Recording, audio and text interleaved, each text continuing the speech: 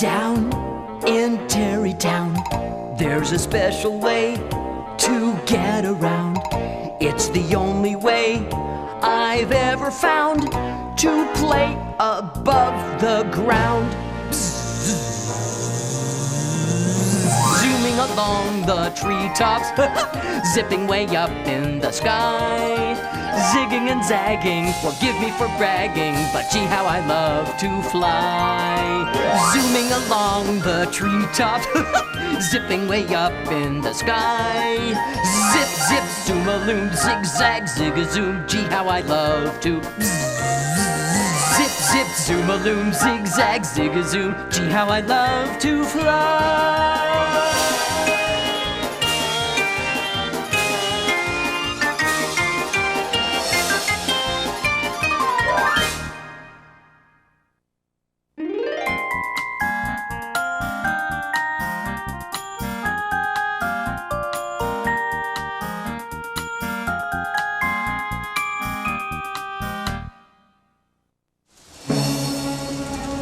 2 days of constant rain finally ended, and the gray skies over Terrytown Valley turned bright blue.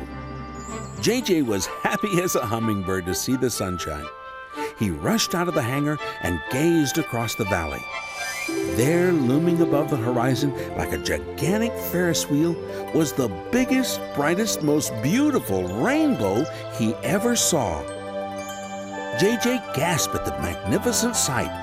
Wow! Old Oscar stopped to admire the view too. Well, and how? He crowed. It looks almost close enough to touch, doesn't it, Oscar? The little jet said. Sure does, agreed the wise old plane. But the fact is, it's just an image in the sky. It may look close, JJ, but believe me, no one can touch a rainbow. If it looks close, it must be close, JJ thought. I'll bet I can touch it. And he decided to prove it.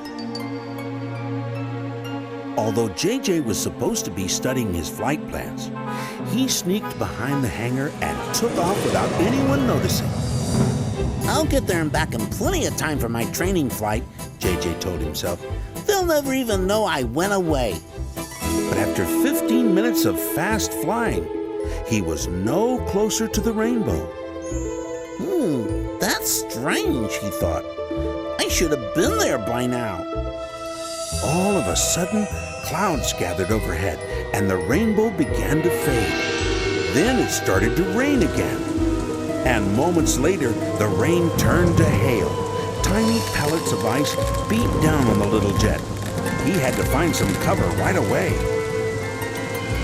Flying low over a hayfield, JJ spotted an old red barn that looked ideal. With the hail coming down harder, he landed, then scooted for shelter. The barn was a good idea, but there was one problem. It was filled with large bales of hay. Only JJ's head and wings fit inside, leaving his rear end exposed to the stinging hailstones. As his eyes adjusted to the dim light inside the barn, JJ saw that he wasn't the only one seeking shelter. Two farmhands, dressed in identical red plaid shirts and blue overalls, peeked over the hay bales and looked at JJ in amazement. JJ thought he was seeing double. With hailstones pelting his behind, the little jet forced a smile and introduced himself. Hello, I'm JJ. I'm Harry, one of the farmhands said. I'm Larry, said the other. Then together they said, We're twins. Moments later, almost as suddenly as it started, the hail stopped. Harry and Larry guided JJ out of the barn. Harry studied the little brown jet and said, Looks like you've got a few dings and scrapes on your rear end. Yeah, a few dings and scrapes, echoed Larry. Nothing a little sanding and fresh paint can't fix, Harry said. JJ was in a fix. He couldn't go home all banged up. Everyone would know he'd gone flying without permission. Anyone around here who can patch me up? Asked JJ. You're looking at him, Harry said proudly. We can fix anything. We'll have you fixed up in no time flat, said Larry. Yep, in no time flat, agreed Harry. The tinkering twins wasted no time. To smooth out the nicks and scratches, Harry sanded JJ's tail and rear fuselage. Then Larry applied a fresh coat of paint. Since all the work was being done behind JJ, he couldn't see what was happening. And that was unfortunate, because instead of matching JJ's brown paint, Larry used blue.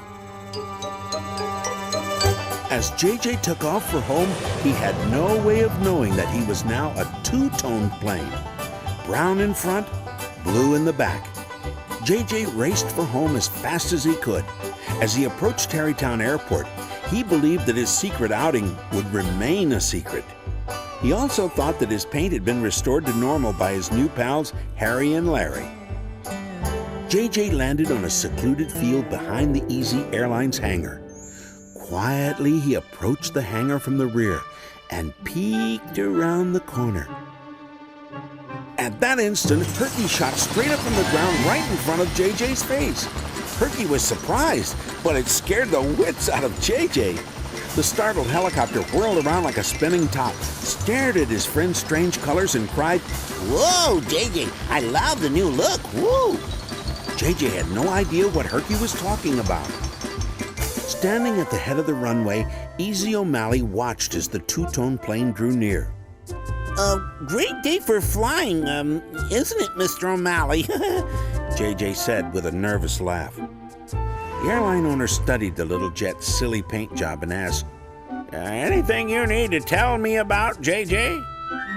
Tell you about? No, can't think of anything in particular, JJ stammered. "Just wondering if anything unusual happened lately," Easy O'Malley said.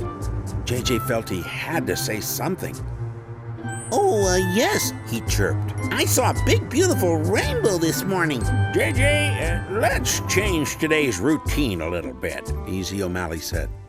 "As a warm-up, I want you to fly out to Lightning Bug Lake, then come right back." "Sure thing, Mr. O'Malley," JJ said. Then, heaving a sigh of relief, he sped down the runway thinking he had gotten away with his secret rainbow chase. As the two-tone jet sailed over Lightning Bug Lake, he looked down and saw his reflection in the water. "Oh, no!" JJ cried.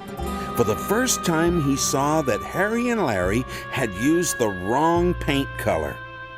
JJ turned and headed for home with a dreadful, sinking feeling in his heart. He knew he should have told the truth.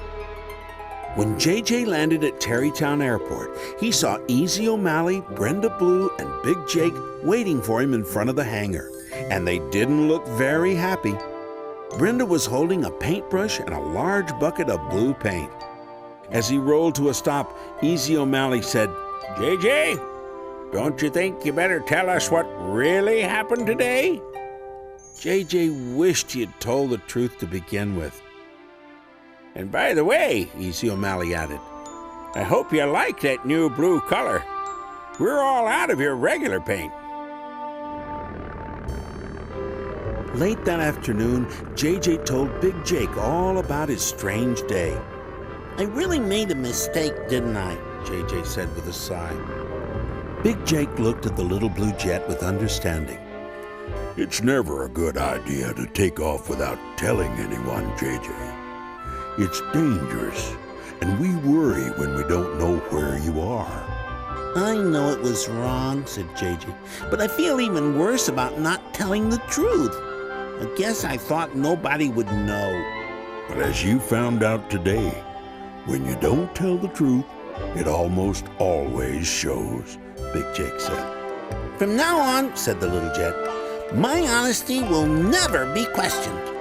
"How's that?" asked Big Jake. "Well, one look at me and you can tell right away that I'm true blue."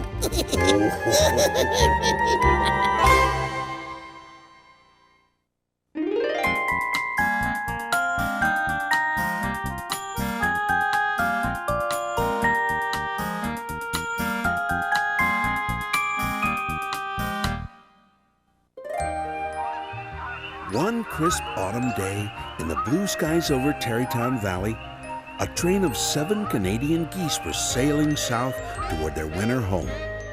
From inside the hangar at Tarrytown Airport, old Oscar admired the grace and beauty of the birds in flight. None of the other planes at Easy Airlines noticed. They were too excited about what was happening on the ground. In a few moments, Easy O'Malley would announce the winner of the Why I Want to Fly in an Airplane contest. The planes gathered round the control tower, where Easy O'Malley stood holding the hand of a little girl. It gives me great pleasure to introduce Jennifer, the winner of our contest, the airline owner said. And as our winner, she gets to fly in any plane she chooses. All the planes smiled their most charming smile for Jennifer. Each hoped to be the one that she would choose. Big Jake thought he would be picked because he was the biggest and strongest. I can take her higher than any of the others, He reasoned. surely she'll choose me. JJ thought he'd be chosen because he was a little plane, just the right size for Jennifer. None of the others can do a double backward somersault, He said to himself. She's bound to pick me.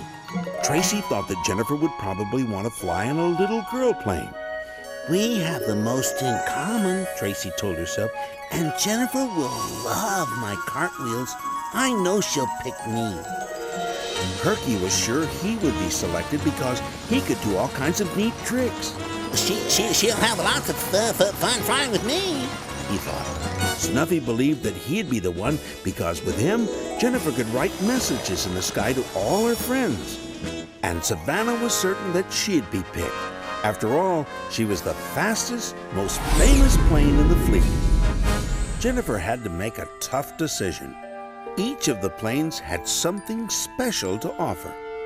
She studied all their faces, then turned and pointed toward the hangar where old Oscar was taking a nap. There's the plane I want to fly in, Jennifer said. Old Oscar was right in the middle of a pleasant dream. And in his dream, which seemed very real, he was leading a grand parade of airplanes through the sky. All of a sudden, JJ's voice echoed in his head like an alarm bell. Oscar, wake up, wake up! The antique plane opened his eyes with a start, and what he saw was alarming. All the other planes were rushing toward him. He didn't know what to think. Congratulations, Oscar, JJ cried. You've been picked by the winner of the contest. Contest? What contest? Old Oscar was confused. Well, what happened to the parade? Parade? Said JJ. What parade?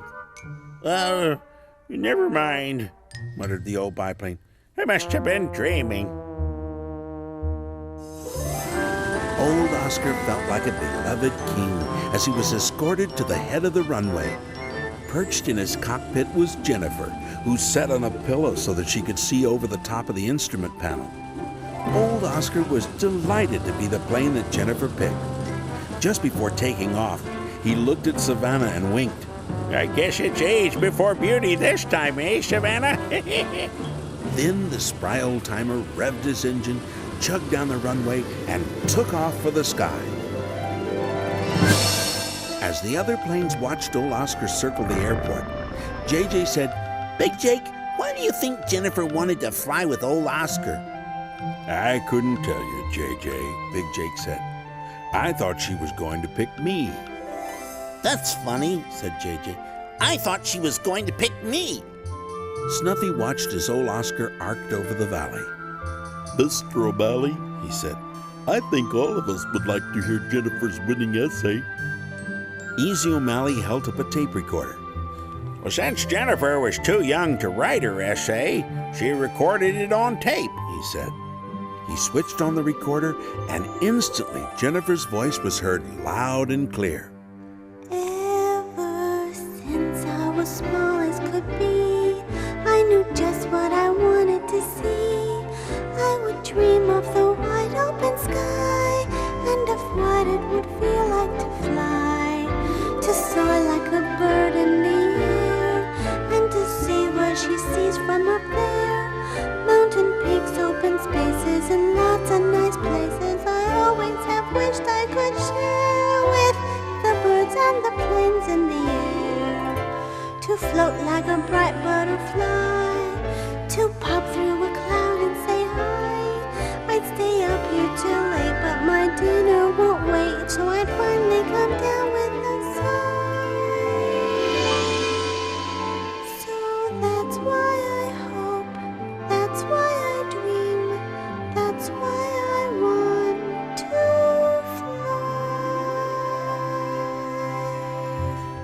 After a few moments of silence, JJ said, Gee, it makes you feel lucky to be an airplane, doesn't it? You know, said Big Jake, sometimes we take our everyday lives for granted, and we don't see the beauty all around us. Often I fly too high to even see the ground. I know what you mean, said Savannah. Sometimes I go too fast to even notice what's around me. Each of us should stop and smell the roses every day, even if you can't smell very well, sniffled Snuffy, who was having trouble with his allergies. Wise old Oscar always talks about enjoying the wonders of nature, Tracy said. You know what? I think that's the reason Jennifer wanted to fly with him. Just then, old Oscar breezed in for a pinpoint landing. Pulling to a stop in front of the hangar, he smiled and said, Now that was some fine flying, if I do say so myself. All the other planes gathered around. Thanks, Oscar, Jennifer said. You were wonderful. That's exactly what I wanted. My pleasure, Jennifer, old Oscar said. In fact, I feel so good I could fly all day. Well, what are we waiting for? JJ said. It's a great day to fly. Right, said Snuffy. We want to get into the fun too. Remembering his dream, old Oscar said, Sounds like we got the makings of an air parade. Well, let's go, cried Herky as he shot straight up from the ground. Oscar, you lead the way. For the rest of the day, just like in his dream, old Oscar led the whole gang on a grand air parade through the skies over Tarrytown Valley. And all the planes thought about how lucky they were to be able to fly like the birds.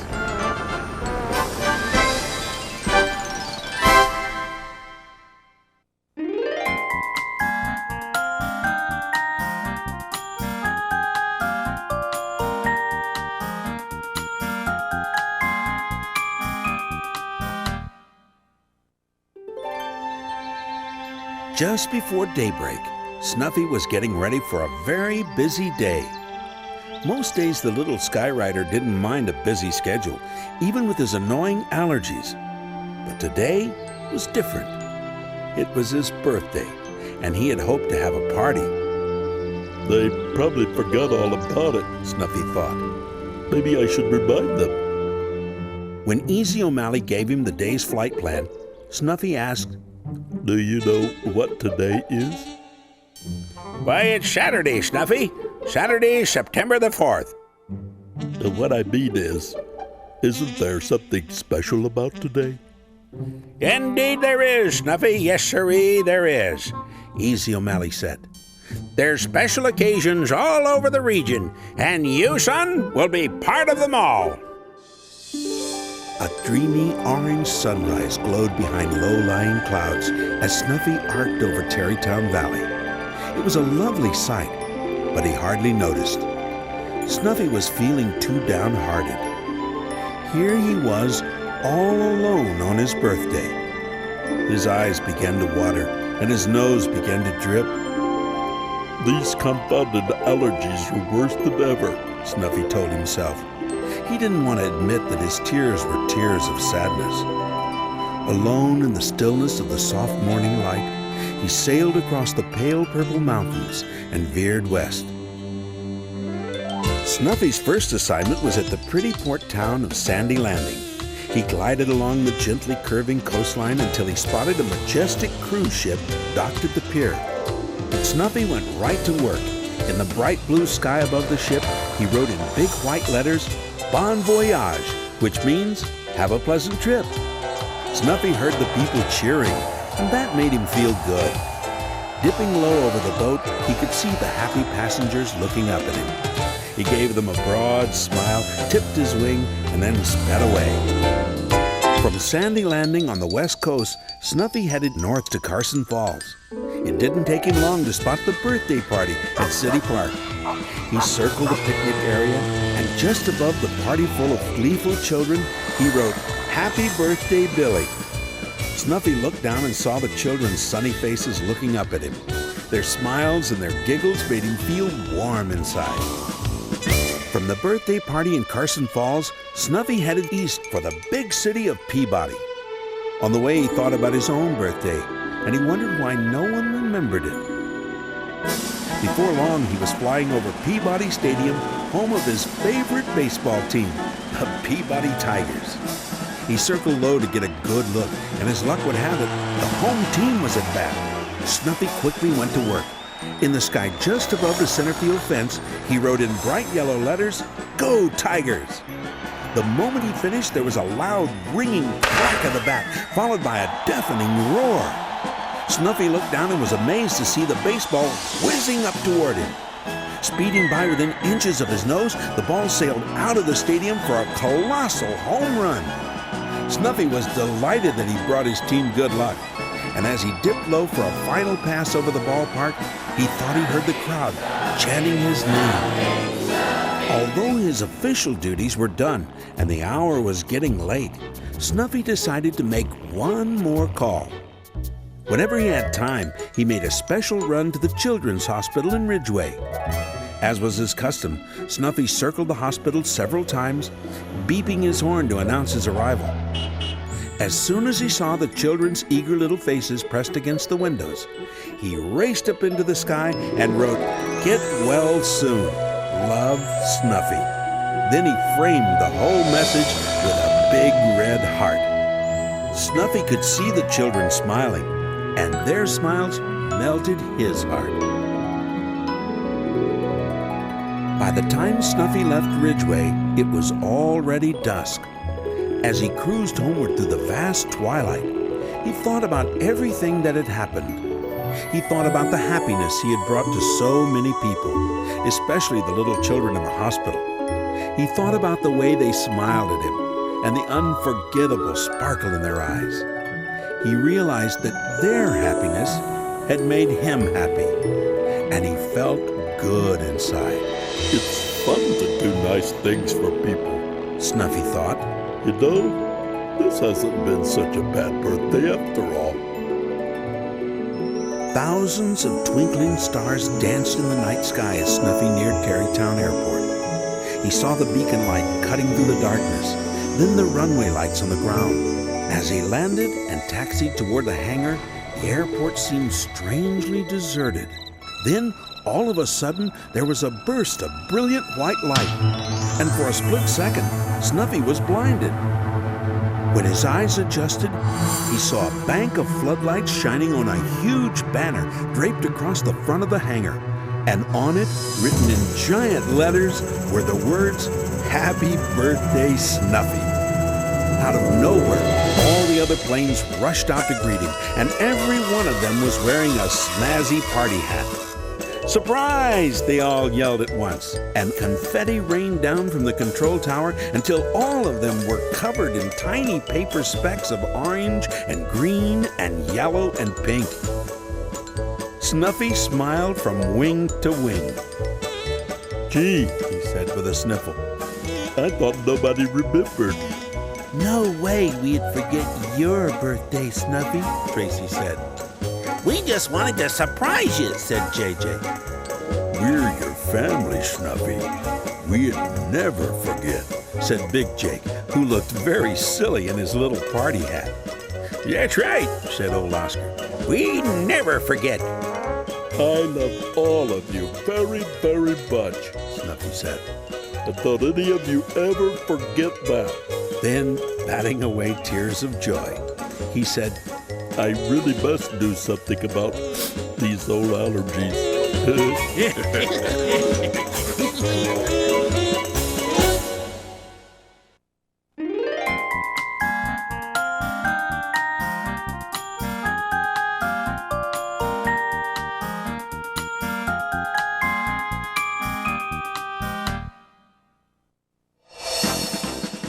Tracy was working harder than she had ever worked in her life. In only 2 days, she would compete in the Junior Olympics with the best young planes in the world.